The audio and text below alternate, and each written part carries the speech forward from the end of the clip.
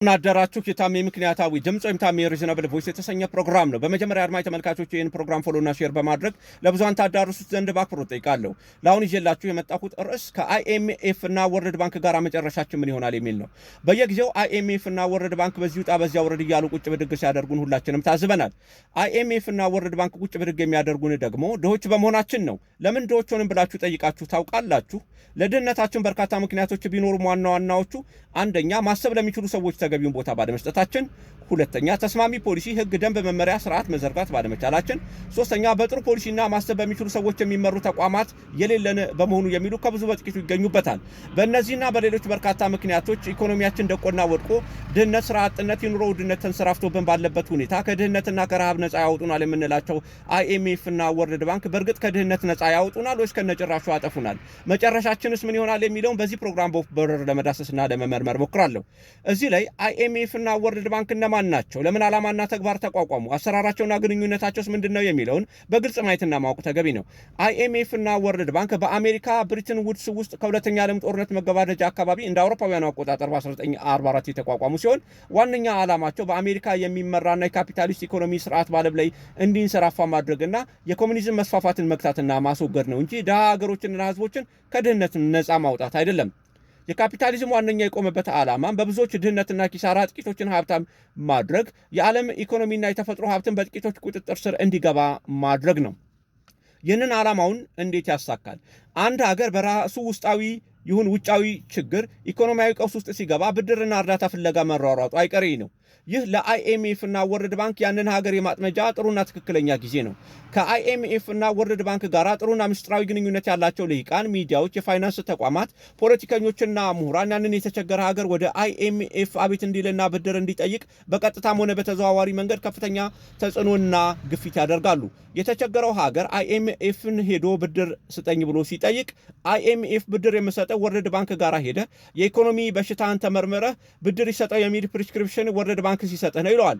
ያ ድሃ ሀገር ወርልድ ባንክ ጋር ሄዶ ለአይኤምኤፍ ፕሪስክሪፕሽን ጻፍልኝ ሲል ጥያቄ ያቀርባል። ወርልድ ባንክ ደግሞ የሀገሩን ሰርዶ በሀገሩ በሬ እንዲሉ የኢኮኖሚህን ችግር መርምረው የሚያሳውቁኝ አብረውኝ የሚሰሩ የራስን ባለሙያዎች መልምለህና አዋቅረህ ስጠኝ ይለዋል።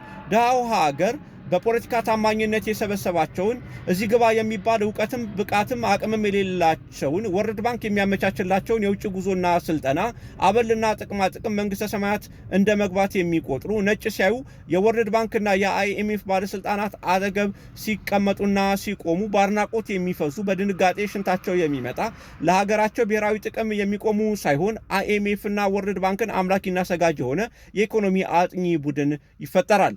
ወርልድ ባንክ የሚሰጣቸው ስልጠና ትምህርት የሚመስል ነገር ግን ወርልድ ባንክ በሚፈልገው መንገድ አእምሯቸውን የመቆጣጠርና ኢንዶክትሪኔት የማድረግ ስራ ይሰራል።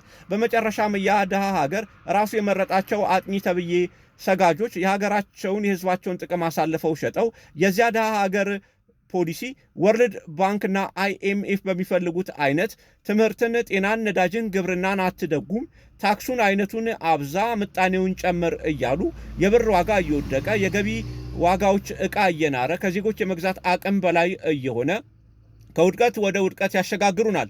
ራሳችንን በራሳችን ጠልፈን ለጣልንበት ወራዳና ክፉ ተግባር ትልቅ እድገት አስመዝግባችኋል የሚል የተጻፈበትን ወረቀት ያህል ዋጋ የሌለው መግለጫ፣ ምስጋናና ሪፖርት ይሰጡናል።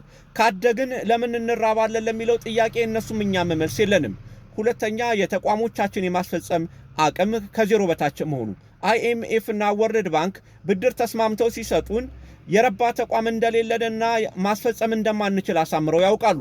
የረባ ተቋም ማለት አንድ ግዙፍ ህንፃ ውስጥ ቁጥር ስፍር የሌለው ፖሊሲ፣ ህግ፣ ደንብ፣ መመሪያ ከሌብነትና ከዝርፊያ በቀር ሌላ ህልም የሌላቸው የተሰጣቸውን የመንግስት ኃላፊነትና ስልጣን ተጠቅመው የሚያዘርፉና ለክፉ ተግባራቸው የሚያውሉ በየመስሪያ ቤቱ ግዢዎች፣ ጨረታዎች ከህዝቡና ከባለ ጉዳዩ ከሰራተኛው ቅጥር፣ እድገት፣ ዝውውር ጀምሮ እያንዳንዷን ነገር መዝረፍ፣ መቸርቸር ብቻ ሳይሆን የተሰጣቸውን ስልጣንና ኃላፊነት የህግ አቅም ተጠቅመው የመንግስት ተቋማትን ለግለሰቦችና የግል ድርጅቶች እየቸረቸሩና ለግርድና እንዲውሉ እያደረጉ አልፎ ተርፎም ሀገርንና ሕዝብን የሚዘርፉና የሚያዘርፉ የዜጎችን በቀጥታ የመቀጠር መብት ገፈው በቀጣሪ ካምፓኒዎች አማካኝነት በጥቅም ተሳስረው የሚያዘርፉ የሰራ አካላታቸው ዝርፊያ፣ ሌብነት፣ አንጎላቸውም አንጀት ሆዳቸውም አንጀት የሆኑ ሌቦች፣ ወንበዴዎች፣ ደደቦችና ደንቆሮች ባለስልጣናት የሚመሯቸው ተቋማትን ይዘን በየትኛው አቅማቸውና እውቀታቸው የአይኤምኤፍንና የወርልድ ባንክ የኢኮኖሚ ማሻሻያ ፕሮግራም ገብቷቸው ያስፈጽማሉ ብለን እንደምንጠብቅ አይታወቅም። የረባ ተቋም እንደሌለን ተጨባጭ መረጃና ማሳያው ጠቅላይ ሚኒስትሩ ራሱ በቀጥታ ሌት ተቀን እየዞረ ከሚመለከታቸውና ከሚከታተላቸው ከሚቆጣጠራቸው ተቋማት ውጪ በተቀመጠለት የጊዜ ሰሌዳ የተፈጸመ አንድ ፕሮጀክት ህዝብ የሚያውቀው አለ ወይ? የኮሪደር ልማቱ ጠቅላይ ሚኒስትሩና ከንቲባዋ በየቀኑና በየምሽቱ ባይከታተሉትና ባይቆጣጠሩት ኖሮ እንኳን መላ ከተማዋን ሊያዳርስ ቀርቶ ከ4 ኪሎ መገናኛ ያለው በ10 ዓመት ውስጥ ተሰርቶ ያልቅ ነበር ወይ?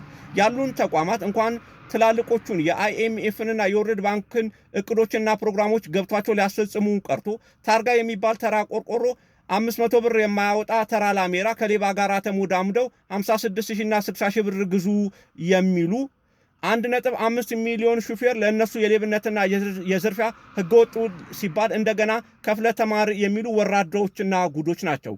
አብዛኛዎቹም ተቋማቶቻችን ተመሳሳይ በሆነ ወራዳነት፣ ደደብነትና ድንቁርና የተጠመዱ ናቸው። እነዚህን አህዮች ይዘን የሞቱ ተቋማት ታቅፈን ነው በብርሃን ፍጥነት ከሚወነጨፉት ከአይኤምኤፍ እና ወርልድ ባንክ ጋር ግብግብ የገጠም ነው።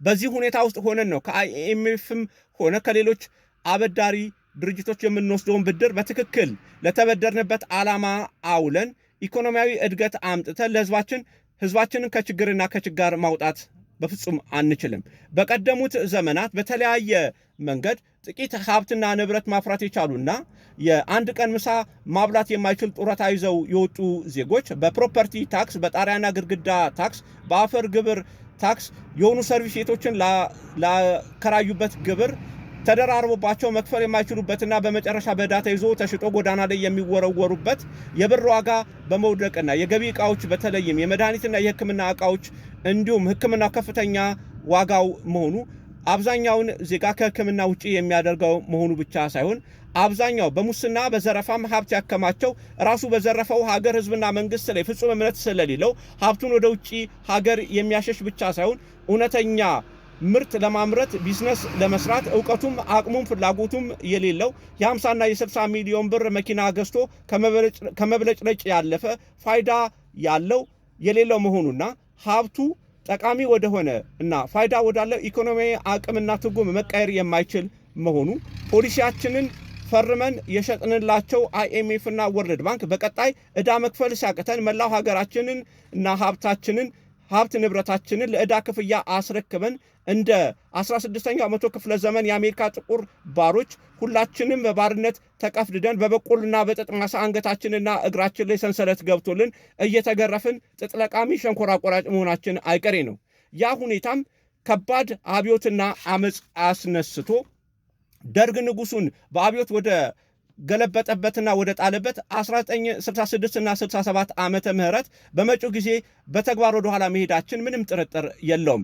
እዚያ ከመድረሳችን በፊት ምን እናድርግ? አንደኛ አይኤምኤፍ እና ወርልድ ባንክ የተቋቋሙበት ዓላማ እኛን ሀብታም ማድረግ ሳይሆን መጀመሪያ ፖሊሲያችንን ከዚያም ሀገራችንን ገዝተው በጥቂት ሀብታሞች እነሱም ነጭ ምዕራባውያን እግር ስር መጣል መሆኑን በፍጥነት አምነን መቀበል ይኖርብናል። ሁለተኛ የረባ ተቋም የሌለን መሆኑን አውቀን ህግ ቀርጸን ስልጣን ሰተን በራሳችን ላይ ያሰለጠነውን ሌባ ሙሰኛና ወንበዴ እየገረፍን ወደ እስር ቤት አስገብተን ዕውቀትና ብቃት ባላቸው ሐቀኛና ሀገር ወዳድ ዜጎች መተካት ይኖርብናል።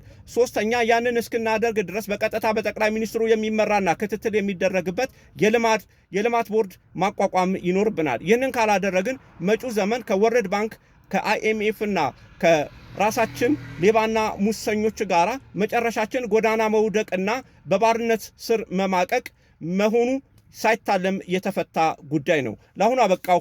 አመሰግናለሁ።